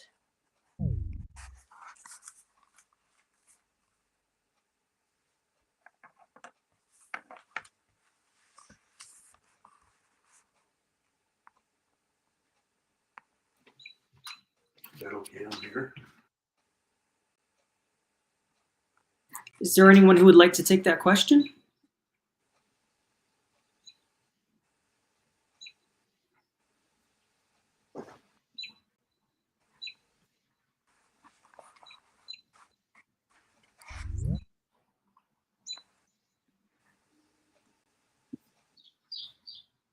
Yes, hello. Do you hear me? Yes, we can hear you. Yes. Well, I had some technical difficulties here, but in regards to the question just posed by the representative in terms of the voting at the United Nations General Assembly, we have seen over the years, as mentioned, a steady numbers of support at the General Assembly, and the latest exercise that we did at the General Assembly, which was in November 2022, we saw 185 countries voted in favor of the traditional resolution presented by Cuba. Only 2 voted against, as mentioned. Now, this is something that has been happening in the last years. I mean, the trend in terms of an increase in the voting pattern is visible, it has been there for a while, and what it really shows is an overwhelming support of the international community on the issue of the need to actually put an end to the blockade on Cuba. And I think if you look into the voting pattern, you'll see that on that list, there are a number of countries which are actually close allies of the United States as well.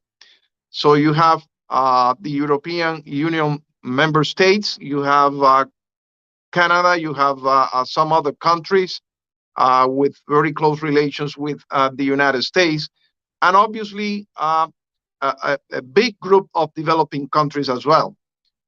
But basically, what we're trying to say here is that there is a consistency in the voting pattern in terms of support to this resolution.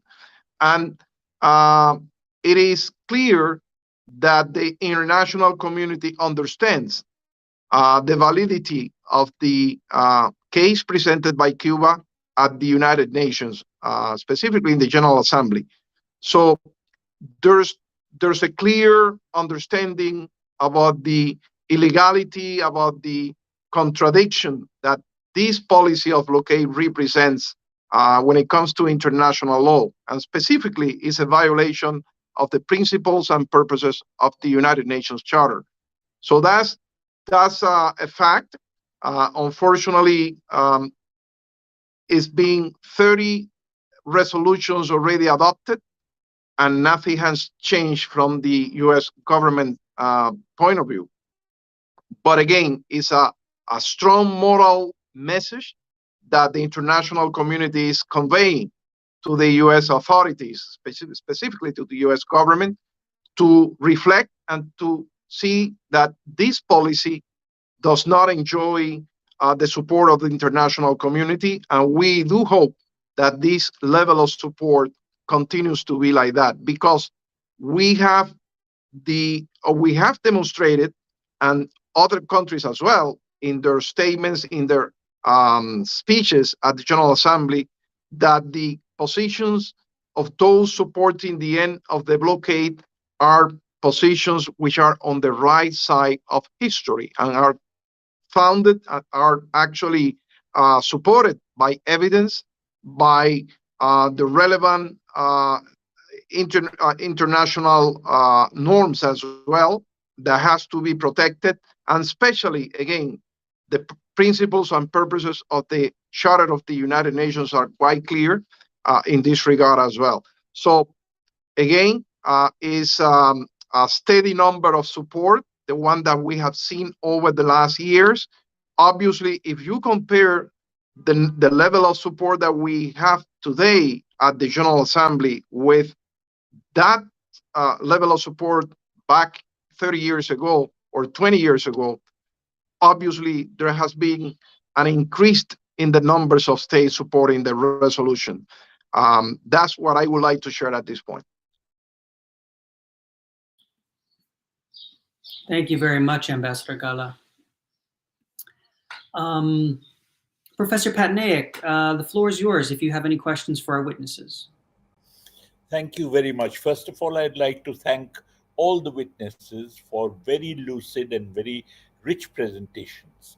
I just had one question to Ambassador Gala, because I just missed that he mentioned an extremely important figure.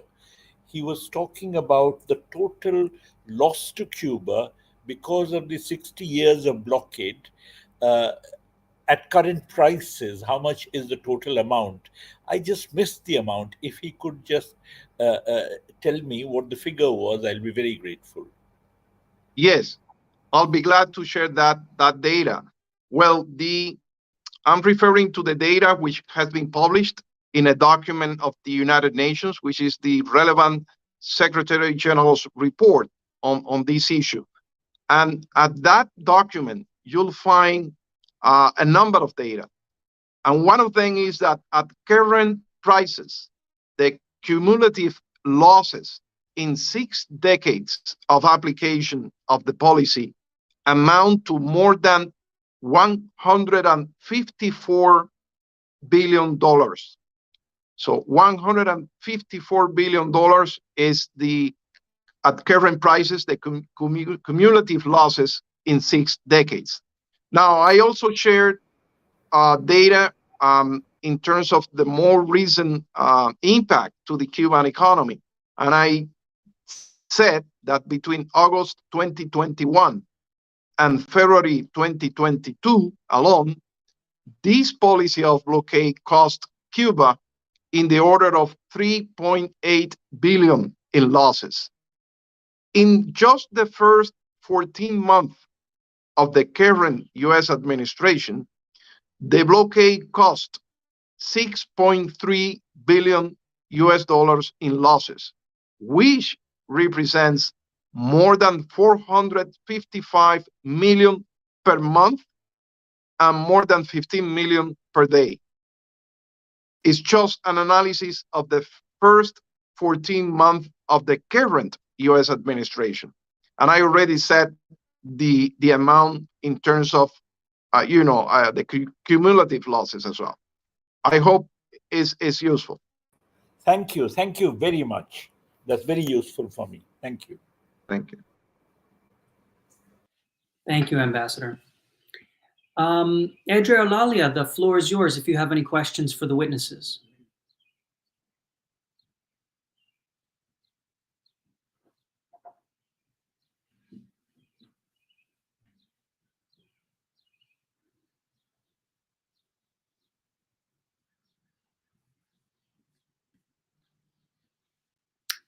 Can you hear us?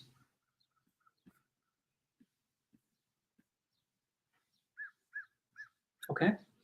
Well, we can cycle around back to any of the other jurors that we have. If you have any additional questions that you would like to ask, the floor is yours. Please feel free.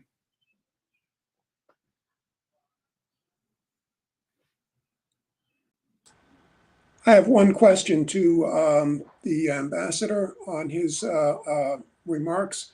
Could you estimate what percentage of the current Cuban GDP these losses represent? Well, in terms of GDP losses, I don't recall the data, the exact data right now, but I can certainly share that information as reflected in the relevant report.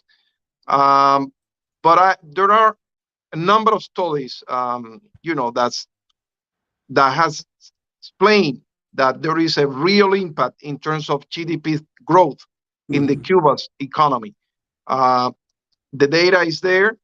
Perhaps it's not a precise data in terms of the 60 years, but rather a specific data for a very specific timeline. But it's there, and we can share that information later on. That's fine. Thank you. Thank you again, Ambassador. It looks like we've been able to reconnect with Ajamu. Nina, or excuse me, Ava, would you like to state your question from earlier?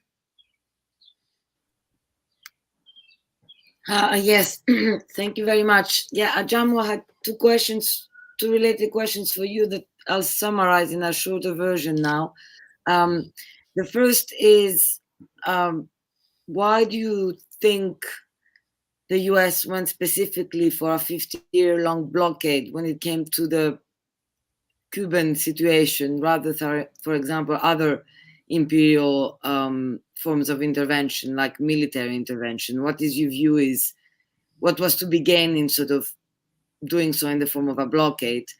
And relatedly, I said that I agreed with you about the limitations of international law, and that the material power of US imperialism needs to be met with the material power of counter-imperialism. But do you see any role for the kind of work we're trying to do here in terms of an international tribunal and deploying legal arguments to challenge US imperialism? Well, thank you so much, and I apologize. I got disconnected for a second. I think most of us here would probably conclude that if the Cuban Revolution could have been wiped out militarily, it would have. In fact, we have to remind ourselves that attempt, in fact, happened with the invasion organized and supported by the CIA that we know today of as the so-called Bay of Pigs.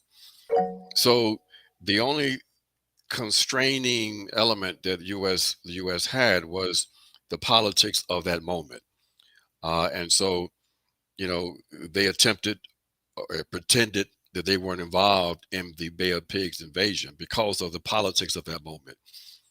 If the Cuban Revolution had taken place today, this period, we'll be having a successful mobilization on the basis of humanitarian intervention, and there'll be the inclusion of an intervention of U.S. forces. I mean, look at how they are framing their attempts to try to rationalize an armed intervention into Haiti. So it's the politics of the moment. So the fallback was to put pressure on the revolution through this draconian embargo. But not understanding revolutionary processes, not understanding the will of the people, they never believed that the Cuban process would survive as long as it has in fact survived. Secondly, while we know ultimately that the direct impact on facts on the ground, that is mass struggle, is what is going to ultimately defeat imperialism. These kinds of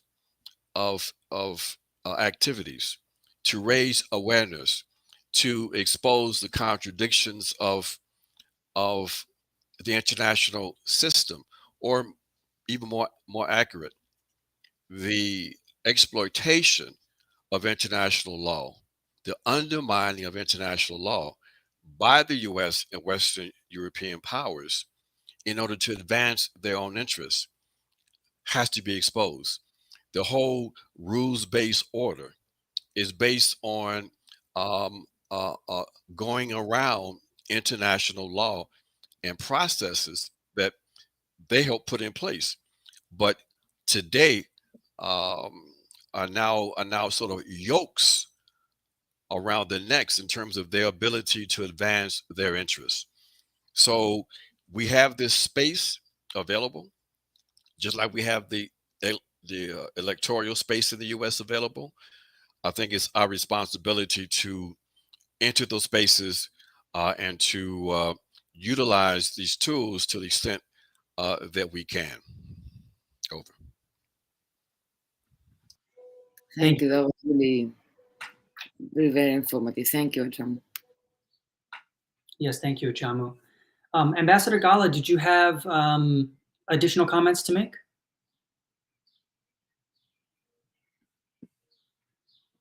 Yes, I just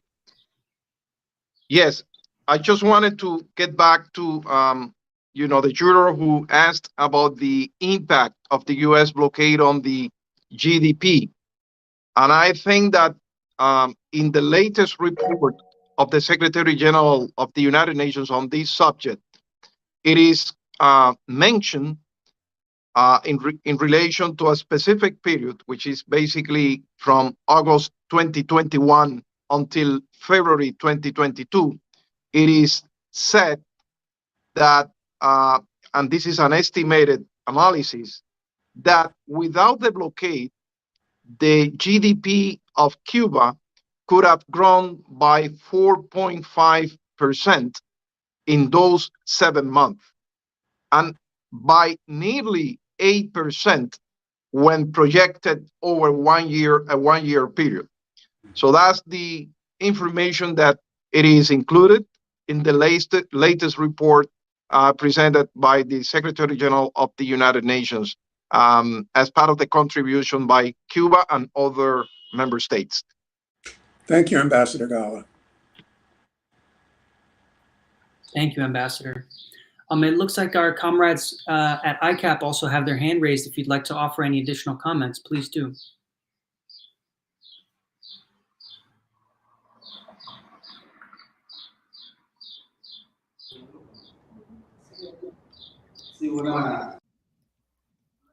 Yes, and good afternoon.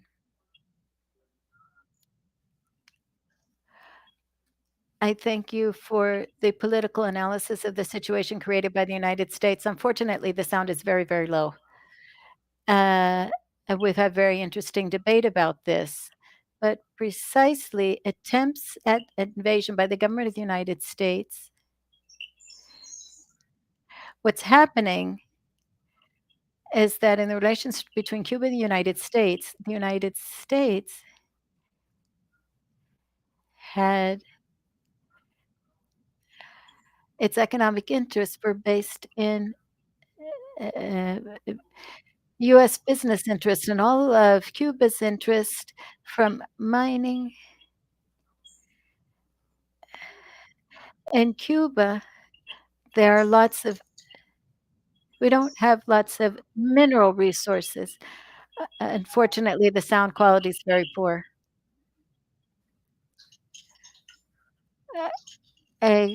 Fidel and other analysts have said that they're trying to make an example out of a country that opts for its own economy, sovereignty, and interests. But we have to understand that the political differences are irreconcilable because they do not understand that we have a right to think differently. They have seen in Cuba a possibility that at a certain point in time that people will give up, they will surrender, and that people will be strangled. But when they don't achieve it, then their objective is to dismantle the Cuban Revolution as a reference point for Latin America, an example of independence and having a different political system and thinking differently. And this is so they are going to continue to apply new measures following a logic that tends to think they could annihilate the Cuban government, the Cuban people, and cause a civil war. Not so much a direct invasion, but trying to undermine and create chaos in the Cuban Revolution. And also, and without a doubt, Cuba has become a model for social spending and also confronting imperialism by not accepting U.S. hegemony. So this would be complemented by the reasons that they do not accept the first defeat of imperialism in Latin America. And they do continue to not only promote subversion, but also preparing a scenario of entire media and communications campaign to use Cuba to put forth the image of a country that is bankrupt. And of course,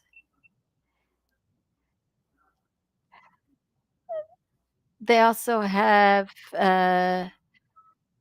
campaigns that try to show our country as that of a failed state. And the achievements of the revolution get sidelined in this confrontation. We in Cuba always say, what would Cuba be without that blockade? And we know that would have exceeded expectations given our capacity, the capacity of the Cuban people to build a more just and healthy society that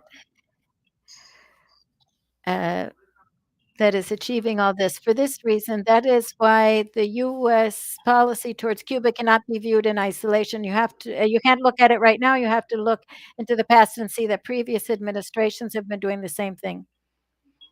And therefore, they have U.S. Citizens' property. And all of this has been handed to the people. These properties that were nationalized in Cuba were not handed over to government officials or individuals. That has become the property of the revolutionary people, and it belongs to the people. And that's what they can't stand, that just 90 miles from their own shores, there is an example of a country that has known how to defend its homeland and to do so to the last consequences. As we say, it's a country whose slogan is homeland or death. That is why there is such a dispute between Cuba and the United States, and it has so many international implications. And that is why international solidarity has been so important and why these votes in the United Nations are so important. I invite you to look at this. Without a doubt, it is only international solidarity that little by little can give credibility to us and others to refuse to answer the US's call to isolate Cuba. Thank you.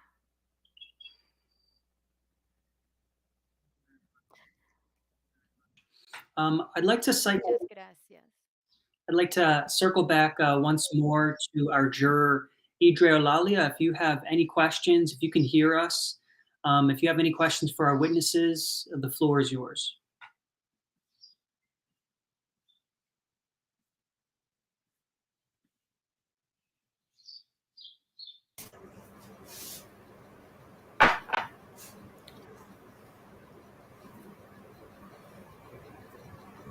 Okay, well then we will proceed. We will go ahead and conclude our Q&A portion for now, and I will pass it back to Suzanne, who will conclude this hearing. Thanks very much, everyone. Thank you, Matt, and thank you, Karina. I want to again thank all of today's witnesses and jurors. And remind everyone that we are going to be continuing this hearing tomorrow at the same time. And it's unfortunate that Professor Yuri Perez Martinez couldn't join us today. Perhaps we can try again tomorrow, but if it's not possible, perhaps he could also send a video that we could add to this record. And I just wanted to briefly mention that all of you who spoke as witnesses today are welcome to join us tomorrow in case you have the time to continue to be part of the question and answer and discussion that will precede tomorrow's testimonies. And tomorrow we're going to be joined by Professor Yayina Amoroso, who will speak about technological sovereignty in Cuba. We also hear a video from the second secretary of the CTC, the Central Workers Union in Cuba.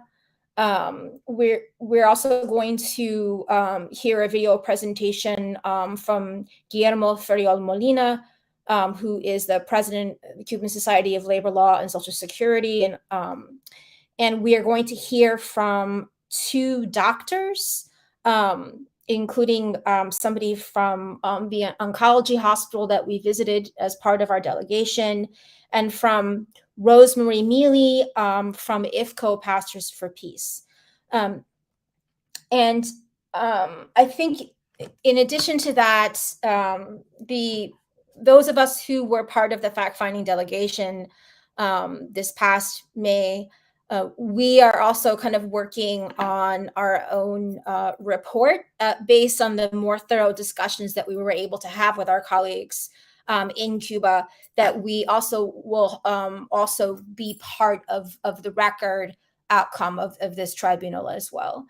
So I want to thank everyone one more time, and then just ask my colleagues, Karina or Matt, did I miss anything? Charlotte, did I miss anything?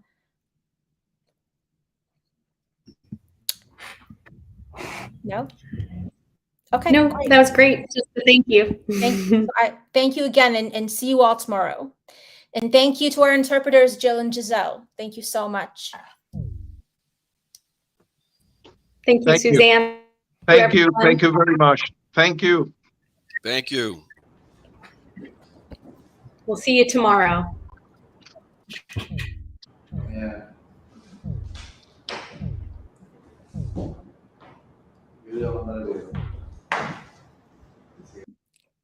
It worked. Thank you so much. I'll see you tomorrow, huh?